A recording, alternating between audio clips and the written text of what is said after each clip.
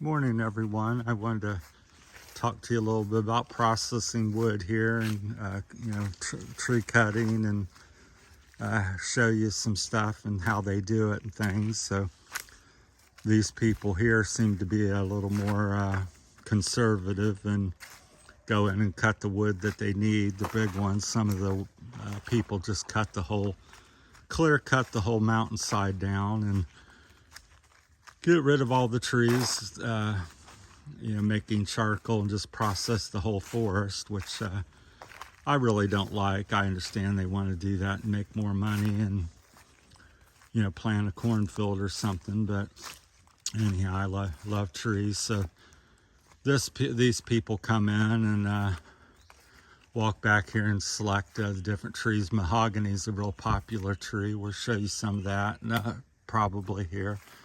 We'll go up to where they're cutting here. So, but I wanted to share that with you. So here they're starting to cut. So they walk up in the woods here and select a tree they want. This is really rugged terrain. It's quite amazing how they get back in here because it's no vehicle. It's maybe a motorcycle, or a lot of it's just people carrying and walking with stuff, or they might carry it with a carabao. But up here they've been processing some wood. So I think this first batch here, or most of this here, is probably, I believe it's coconut, because I see the coconut thing. So, which is a little cheaper wood, I believe, not as hard or long lasting as mahogany. Mahogany's a red wood.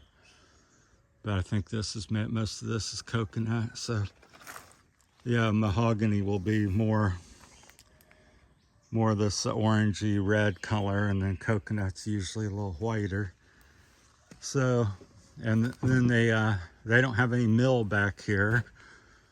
They just go up, they cut the tree, they drop it, and they get to an area where they can, they do all this with chainsaw. There's no big mill processing place. I think this one board here might be mahogany, because I think that's mahogany probably. So it's kind of a mix, coconut and some mahogany in here. So, but yeah, it's a lot of wood. It's quite amazing because you go down through the woods here. As far as you can see down this trail, it's kind of difficult to walk, but we'll take you along. So they take a chainsaw and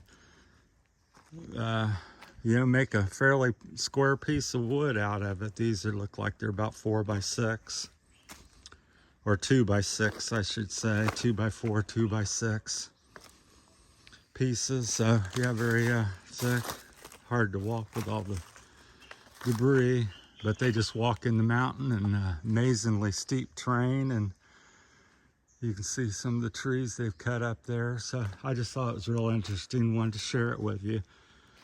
So I think this is the way, kind of way to do it. You got the young trees coming up. You got the bigger trees, which you can get, use out of. It makes sense to cut. And then, you really don't miss it as much. The young trees have more light and space to grow. And then another, however long, 20, 30, 40 years, you can come in and they'll be ready to cut as well. So yeah, I don't think I've ever been back this far. So this is my first time to come this far around the corner, I think. So yeah, these hills, I can barely stand on them. They're very difficult, and yet they're run up and down them and cut the wood. And of course, once you cut it, it's probably relatively easy to get it down to a level spot, because it's going to fall on its own to some degree. So you can see there's quite a bit of lumber up here. So I don't know if it goes on around the corner, but that's it. So yeah, everything's hand done, hand cut, chainsaw work. They rip it, cross cut it, take off the bark. It's all, as far as I know, it's all chainsaw, everything I've seen. So it's quite interesting. It's a big clear spot. There's probably a field or cornfield up there where they did cut all the trees, but so this is the way they do process lumber and get their make their money and get the wood for the houses and things like that here in the Philippines. It's all local people, and almost every family has the ability or does this. So if they have any property or access to lumber, and this is the way they do it. So I just think it's quite amazing how straight they get this lumber just by hand, you know, and chainsaw. It's not set in a jig. It's all, you know, handheld and hand done when you're doing it. So really skilled workers as usual. So we'll go back up here. So when I seen all this, I just thought it was real interesting because they left a lot of most of the trees and just got the big ones, and I just thought it was make a neat video to show how they process things here in the lumber. So yeah, they want to sell some, make some extra money, or they're building a furniture or house. They come up here and grab their chainsaw and get what they need to build their home. So there's very few places where you can go and buy lumber and you know, things like that. Like in America, everybody runs to Home Depot or Lowe's, but here this is Lowe's lumber yard. It's the forest. So, but it's quite beautiful back in here. It's what you would hope and think the whole Philippines would be. So, because it's very forestry and lots of nature, and trying to watch my steps so I don't fall over. So if you have any questions or anything, so I think by and large, I think what I would like to see, it's a whole nother video and topic, more than one video, as this one probably is. I would like to see more planting of trees, because they go out and when they do clear cut a place to plant a cornfield or something, I just think it's like anything else. If you have a cornfield and you plant corn and you go harvest, and then you come back and say, well, I want to harvest again. Well, there's no more corn because you didn't plant any. So that's kind of my point, to make it very simple for people to understand. So if you come in here and you're going to cut 500 trees or 1,000 trees down to make all this, and you've clear cut the woods, which they did not do here, I'll make that clear, but a lot of places they do, and you don't go back at some point and plant, you know, another 1,000, 2,000 trees that you cut, and you come back in a few years and you say, I need more lumber for my barn, or I want to sell or build my house or something.